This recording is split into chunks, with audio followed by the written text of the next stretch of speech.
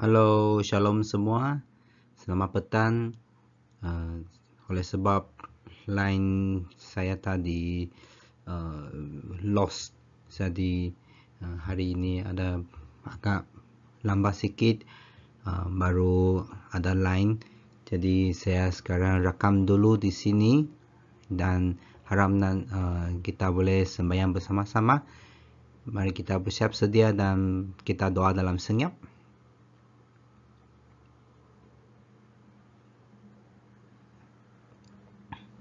Mari kita nyanyi sebuah lagu, Ku Angkat Tangan.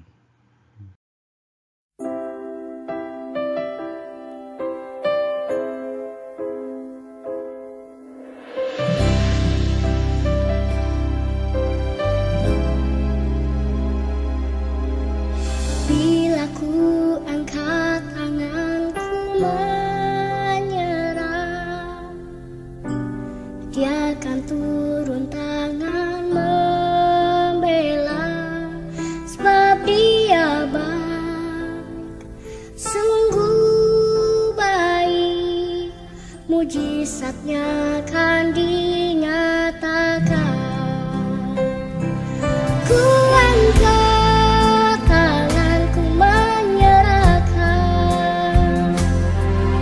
semua beban hidupku padanya.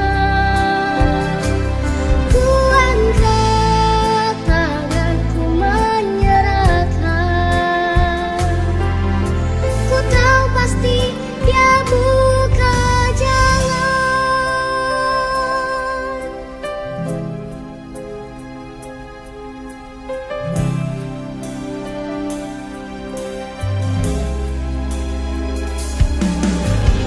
Bila ku angkat tanganku menyerah,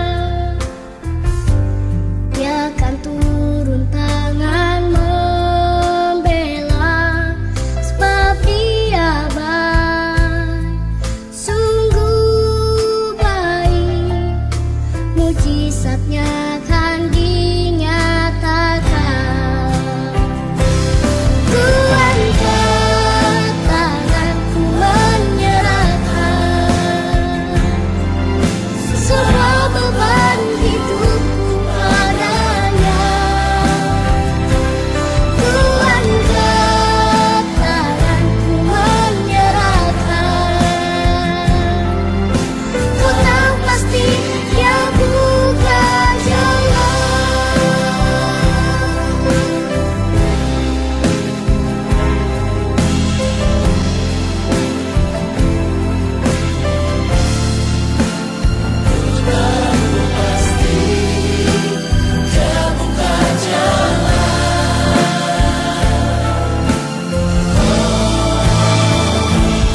Ku angkat tanganku menyerahkan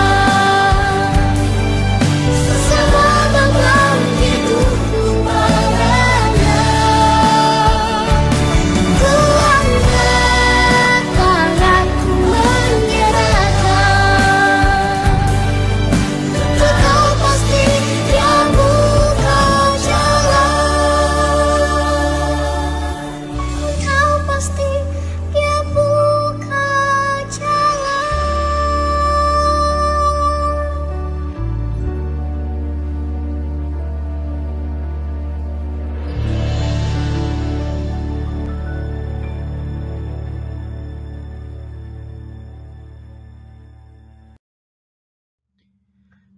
Para jemaah, mari kita bersatu dalam doa. Tuhan Allah Bapa di syurga, kami datang ke hadirat-Mu. Ku mau angkat tangan dan menyerah kami kepada tangan-Mu Tuhan. Tuhan, sekarang pada masa pandemik ini, kami mau menerima vaksin. Kami mau mempelajari macam mana hidup bersama dengan pandemik COVID ini. Tapi Tuhan memberi kami hikmah supaya kami selalu mengikuti dan mentaati kepada firman-Mu Tuhan. Pada petang ini, Kami ingin mempelajari bagaimana menjadi kawan yang baik. Kami berdoa sekali ini. Dalam nama Tuhan Yesus Kristus kami berdoa dan mengucap syukur. Amin. Si kambing sedang bermain di lereng bukit. Tiba-tiba datangnya ada seekor serigala dan mahu makan si kambing itu. Si kambing menentang serigala itu dengan menggunakan tanduknya, sambil minta tolong daripada kawannya. Si lembu datang dan menjumpai, itulah serigala yang garang. Ia terus melarikan diri. Si kuda lari diri juga. Namun, si anjing datang membantu si kambing. Ia menggigit, terus menggigit leher serigala itu. Akhirnya, si kambing terselamat. Semasa si kambing balik, semua kawannya datang ke rumah kambing. Si lembu berkata, "Kenapa kamu tidak memberitahu saya? Kalau kamu bagi tahu saya, tanduk saya akan boleh menikam perut serigala." Si kuda juga berkata, "Kenapa kamu tidak memberitahu saya? Kalau kamu beritahu saya, kuku saya boleh menentang kepala serigala." Semua kawannya sedang berbincang dengan si kambing. Tetapi si anjing tidak bercakap apa-apa. Kawan yang sejati tidak bercakap banyak, tetapi membantu kamu pada masa yang tertentu. Dalam buku Amsal, banyak mengajar tentang perkawanan. Kita akan diberkati, berbahagia kalau berkawan dengan kawan sejati. Tetapi sebaliknya, kita akan terperangkap kalau berkawan dengan rakan yang tidak baik. Apakah ciri-ciri rakan yang tidak baik? Yang pertama, berubah-ubah. Dalam buku Amsal, bab 24 ayat 21, dia cakap sedemikian, "Hai anakku, takutlah kepada Tuhan dan Raja, dan jangan bergabung dengan para pemberontak." Ciri yang pertama ialah berubah-ubah. Kawan ini tidak mentaati kebenaran dan kewibawaan. Selalunya berkelakuan emosi dan mengikuti aliran dunia. Kawan ini tidak dapat dipercayai.